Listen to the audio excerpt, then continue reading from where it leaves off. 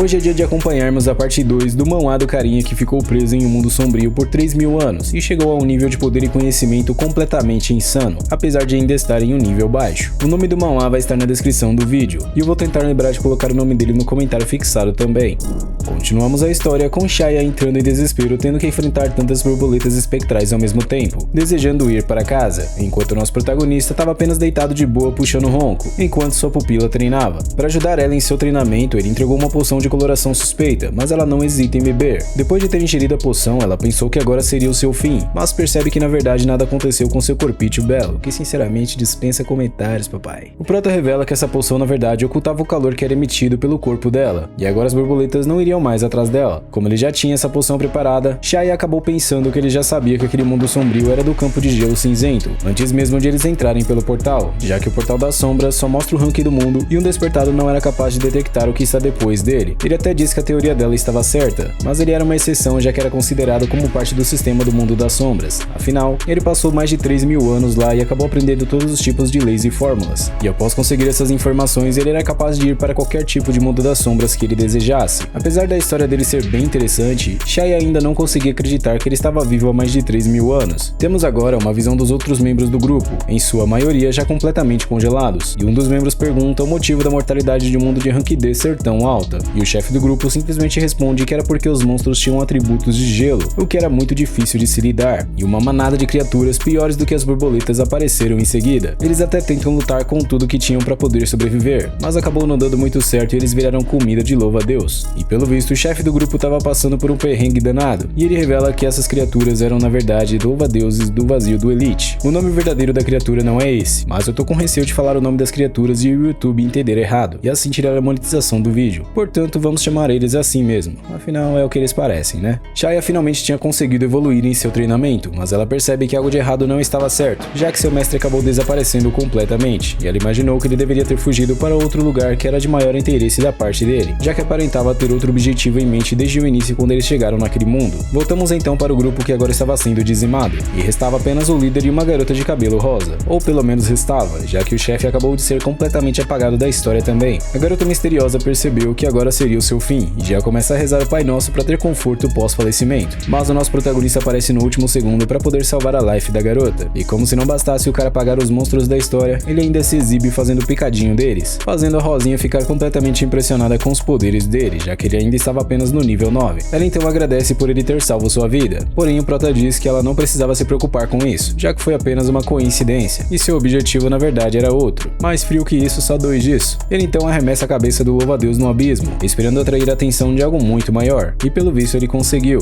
Afinal, uma centopeia gigante do gelo começa a escalar o abismo para ir até eles. A Guri então acabou ficando impressionada mais uma vez, pois aquele era na verdade o boss daquele mundo. Acho que a única coisa que essa menina serviu até agora foi somente para se impressionar. Porém, nosso protagonista corrige, dizendo que não era apenas um boss, mas sim dois. Depois disso, as centopeias gigantes de gelo se preparavam para poder ceifar a vida do nosso protagonista e da impressionadinha, que já estava com o Joy na mão se perguntando o que iria fazer naquele momento. Mas como Lu Feng era bonzinho demais, acabou dizendo para ela fugir dali para poder sobreviver, e ainda dá o aviso para ela não tentar fazer nenhuma gracinha. Conforme as criaturas lançavam seus ataques no nosso protagonista, ele consegue desviar deles facilmente, como se aquilo fosse simplesmente nada, e em certo momento ele conseguiu fincar sua espada na cabeça de uma das centopeias gigantes, que logo solta um rugido enorme de dor como se estivesse pedindo pela ajuda de sua companheira. A Rosinha mais uma vez começa a soltar Guaraná, já pensando que o prota era algum tipo de deus, pois os dois chefes do mundo sombrio sequer conseguiram tocar nele. Com a luta entre as centopeias e Lu Feng, eles acabaram desmoronando um lugar e caíram no precipício, e o prota aproveita o embalo da queda para poder fazer um estrago enorme em uma das centopeias, partindo ela ao meio, enquanto a outra ele conseguiu separar a cabeça dela do corpo, finalizando completamente os dois boss daquele mundo sombrio. Como premiação por seu feito, ele ganhou 2 espadas de rank B, e aparentemente elas eram tão boas quanto uma espada de rank A. Já com os chefes derrotados, o mundo sombrio logo enviaria o restante dos sobreviventes de volta para o mundo deles, e Chaya estava quase terminando seu treinamento, mas teria que deixar para uma próxima oportunidade. Infelizmente tinha somente 3 sobreviventes dessa vez, sendo o nosso protagonista, Chaya e a Rosadinha impressionada, e Chaya pelo visto não gostou disso já que estava quase concluindo seu treinamento, mas Lu Feng disse que ele consideraria isso como se ela tivesse concluído seu treinamento. Ela acabou ficando empolgada demais e pensou que eles voltariam agora para poder treinar mais ainda, mas dessa vez em um outro mundo das sombras. Entretanto, ele disse que ela voltaria para casa e descansaria por 2 dias. Na empresa de Anya, um senhor estava tentando ludibriar ela para que ela não o demitisse, já que poderia manchar a reputação do antigo presidente da empresa empresa por ele ter passado tantos anos ali. E Anya pelo visto estava achando que ele estava querendo transformar isso em um assunto ainda maior do que o necessário, pensando que ele estava usando a reputação da empresa para poder ameaçá-la. Como se não bastasse, ela conta os podres dele, pois ele estava desviando o dinheiro da empresa para seus fundos particulares, enriquecendo a si mesmo. E ela oferece a oportunidade de entregar esse problema à polícia, já que não estava bom para ele, fazendo o tiozinho tremer na base, já que tinha sido pego e estava com medo de ser preso. Anya então diz que ele teria que devolver tudo o que ele conquistou com esses roubos, imóveis, ações, dinheiro e etc. E por consideração a tanto tempo trabalhando para ela, no máximo ele teria uma cama grátis até o dia de seu falecimento, fazendo o tiozinho sair cabisbaixo dali, já que pelo visto ele estava com o pé na cova após esse susto. E uma funcionária entra repentinamente, dizendo que tinha um homem que dizia ser amigo dela e insistia em querer vê-la, perguntando se eles deveriam chamar a polícia para lidar com ele, mas ela disse que não precisava e ela mesma iria lidar com isso. Anya decide olhar pela janela, enquanto tomava um chazinho quente para aquecer a alma, e se depara com Lu Fen acenando para ela, feliz da vida. Como se não bastasse, ela recebeu uma mensagem dele dizendo que tinha uma moça bonita o espiando da janela nesse exato momento, e ela retruca dizendo que apenas estava observando um pervertido que estava perseguindo ela. E pela carinha dela depois da mensagem dele, deu pra ver que ela sentia alguma coisa pelo nosso protagonista. Seria isso um possível romance que poderia acontecer mais pra frente? Ou será que ele vai ficar com a loirinha que eu já nem lembro mais o nome? Só acompanhando pra saber mesmo. No final essa conversa não rendeu muita coisa, e ele acabou sendo bloqueado na lista de contato dela, mais uma vez. Ele até tenta falar com o Haishan, acho que é esse o nome, e com Tal também, mas o grandão estava ocupado em uma missão e a Anan diz que se ele ajudasse com a tarefa de casa ela entraria para a guilda dele. Com isso nosso protagonista percebe que teria apenas 4 dias antes do cataclisma e tenta pensar em um jeito melhor de trazer essas pessoas para sua guilda para poder protegê-las, resolvendo usar alguns métodos não convencionais para isso. Vemos agora ele reunido com a guria que se vestia de empregada, chamada Lin Yu, dizendo que só tinha entrado para a guilda para preencher vaga e que não iria participar de atividade nenhuma. E Lu Fen responde que ele postou um pedido de missão ranquear na net, portanto como ela tinha aceito ela teria que ajudá-lo. Mas ela pergunta o porquê de eles estarem ali exatamente no meio da noite, e ele responde que era para levá-los a um local de treino. E por falar no local de treino em si, eles tinham acabado de chegar lá, e pelo visto Shaya e o Pivete, que eu não me lembro o nome, também estavam com eles. Se bem que parando pra pensar, eu me lembro mais dos nomes das garotas do que dos homens, mano. Se bem que eu acho que isso é só uma coincidência mesmo. Eles então finalmente se preparam para poder entrar, e Lu Fen mais uma vez vive fazendo revelações, dizendo que hackeou o sistema da base militar, então aquele lugar era apenas deles. Shaya ficou gamada no Prota dessa vez, chegando a pensar que além de dar a luz ele poderia fazer qualquer coisa no mundo.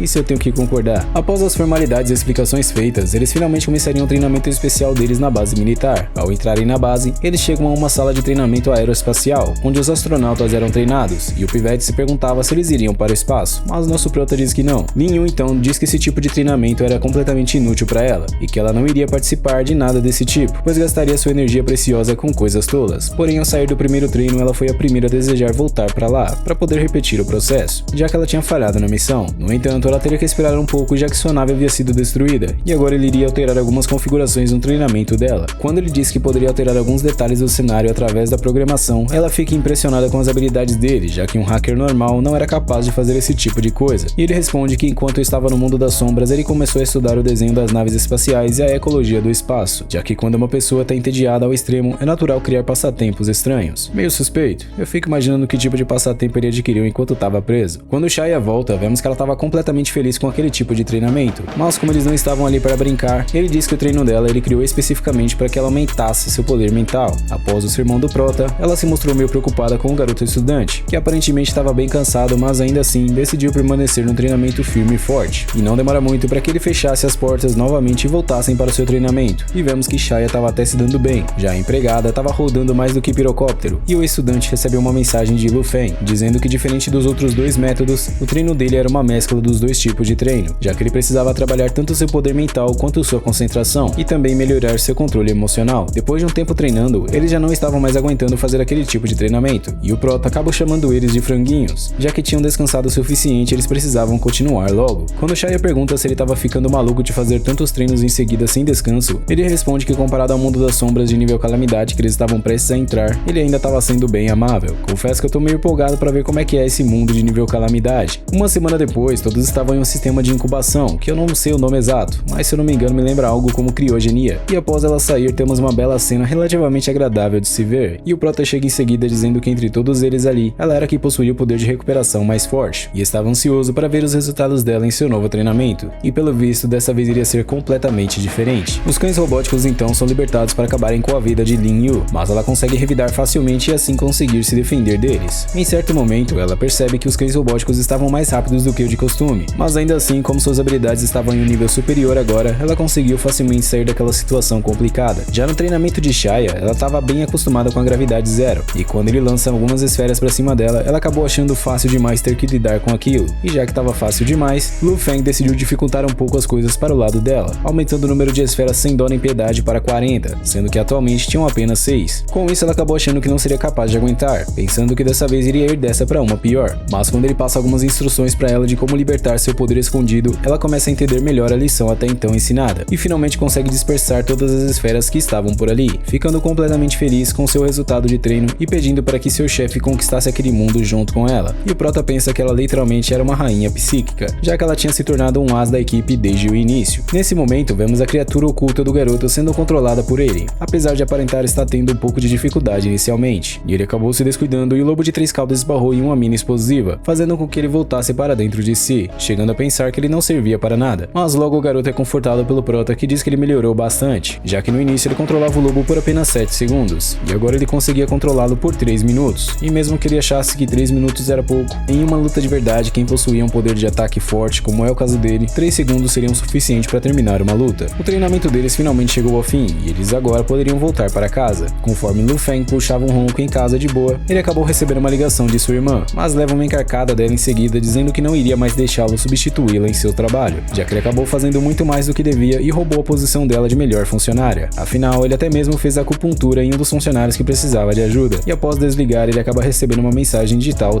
que estava cobrando ele perguntando se ele poderia ajudá-la com seu dever de casa. Mas como ele disse que estaria ocupado naquele dia, ele sugeriu que ela acompanhasse, caso ela quisesse ainda que ele ajudasse ela durante sua ocupação. E agora faltava apenas 2 dias para que o desafio de nível calamidade acontecesse, portanto ele decidiu subir alguns níveis. Já no mundo das sombras de Rank C, chamado Vale Sombrio, Tal acabou aceitando acompanhar Lu Feng em sua jornada, enquanto ele ensinava a ela os deveres de casa. Ao avistar um grupo de pessoas suspeitas, eles decidem começar a batalha de uma vez por todas. Essas pessoas na verdade se transformavam em lobisomens, mas isso não seria o problema para o nosso protagonista, já que facilmente ele conseguia derrotá-los. Ele então pede para que ela lançasse alguns buffs nele, para que ele pudesse assim melhorar o seu ataque, e claramente ela assim o fez. Porém ficou preocupada se ele de fato conseguiria lidar com tudo aquilo sozinho, e ele logo a conforta dizendo que seria moleza, e parte sem dó nem piedade para cima dos lobisomens, acabando com boa parte deles e subindo assim para o nível 14. A pequena então começou a pensar que ele só tinha levado ela para o mundo das sombras como uma mera ferramenta para subir de nível, ao invés de ajudá-la de fato com seus deveres de casa. Mas o Prota diz que isso parcialmente era verdade, já que ele iria sim ajudá-la com seus deveres de casa, e agora ela poderia começar a fazer as perguntas para ele. Conforme ela fazia a pergunta do primeiro problema que ela não conseguia resolver, a resposta dele simplesmente acabou sendo relativamente hilária, dizendo que para ele isso era um problema bem simples de resolver, portanto ela teria que resolver por si mesma, e que a aprendizagem consistia em ela mesma pensar para crescer e não depender dos outros. Cara, na moral, eu já vi professor ruim, porém esse daqui acabou ganhando de todos nesse quesito. Miséria e credo. Até mesmo Tal acabou ficando indignada com a resposta dele, achando que ele era de fato um mentiroso, e depois de limpar a área com os lobisomens eles partem para uma nova, parecendo que de fato ele estava usando a pequenina como uma mera ferramenta de batalha. Depois disso, eles chegam ao local onde vários esqueletos magos estavam, e ela diz que esse lugar era perigoso demais para um novato como ele, e ele revela que planejava subir até o nível 21, por isso precisava lutar com monstros mais fortes para subir de nível mais rapidamente, e a impressão dela sobre ele só piora quando ele diz que tinha apenas 24 horas para poder conseguir atingir esse nível, já que isso normalmente demoraria em média uma semana para se conseguir, e ao pular para lutar contra os esqueletos, ele fala que logo daria respostas da pergunta da lição de casa para ela. Inicialmente, vemos que Lu Feng não estava tendo muita dificuldade para poder acabar com os esqueletos magos, chegando a conquistar o nível 16 com aquela batalha contra os esqueletos, e quando Tal pergunta onde estava a resposta da pergunta que ela fez anteriormente, ele pede para que ela olhasse para a parede, e vemos uma escrita feita com algum tipo de magia por lá, deixando ela completamente assustada com aquele tipo de habilidade. No final dessa luta contra os esqueletos, ele tinha conseguido atingir o nível 17, e mais uma vez ele decide sair dali para ir a um lugar onde seria melhor para que ele pudesse elevar o seu nível. Chegando a um local diferente, ele começa a ajudá-la com seus afazeres de casa, porém de repente eles decidem se esconder, já que o boss final chamado General Esqueleto Sem Cabeça tinha aparecido bem perto deles, e enquanto se escondiam, ele pede para que ela desse alguns buffs mais uma vez, e claramente assim ela o fez, mas digamos que dessa vez isso acabou custando bastante pontos de mana dela, e ele disse que a compensaria no futuro, e parte sem pensar 2 vezes para cima do boss, dizendo para ela focar na lição de casa, e caso ela tivesse alguma dúvida ela poderia perguntar quando ele acabasse ali. No começo vemos Lu Feng apenas se desviando dos ataques do chefe final, e quando ele tenta atingi-lo com suas espadas, infelizmente ele não conseguia, já que ele estava envolto por alguma barreira que o impedia de receber ataques físicos, deixando Tal preocupada, já que o nível dele era baixo demais para ele poder acabar com a barreira do boss. E de repente, Lu Feng começou a provocar a criatura na tentativa de atrair a ainda mais atenção para ele, o que aparentemente funcionou bastante, e o boss ficou completamente revoltado com os elogios negativos do nosso protagonista. Essa é uma excelente maneira de aprender a como falecer antes da hora, tá explicado porque morre mais homens do que mulheres. Ele então fala para Tal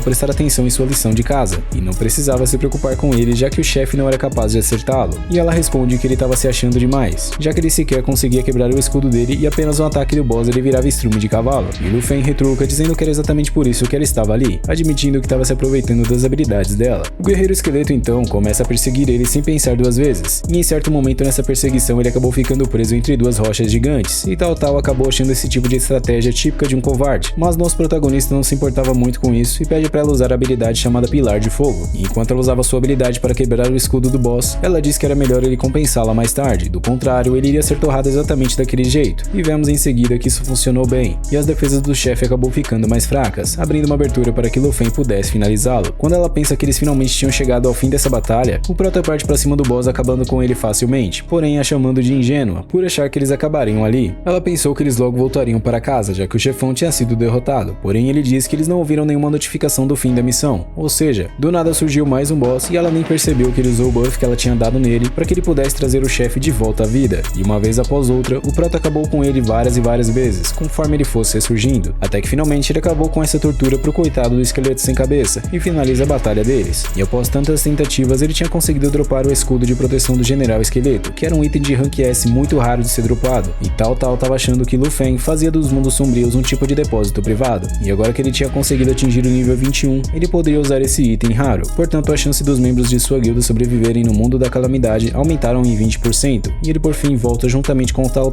para o mundo real. Se você quer ver a continuação dessa obra, não esquece de fortalecer com o seu like, afinal essa é a parte 2, e a parte 1 dele não foi tão bem, portanto se essa parte tiver mais ou menos o mesmo desempenho que a primeira parte, infelizmente o resumo desse manhwa vai finalizar por aqui. Foi uma honra e um privilégio ter sua presença comigo até aqui, um forte abraço e tamo junto!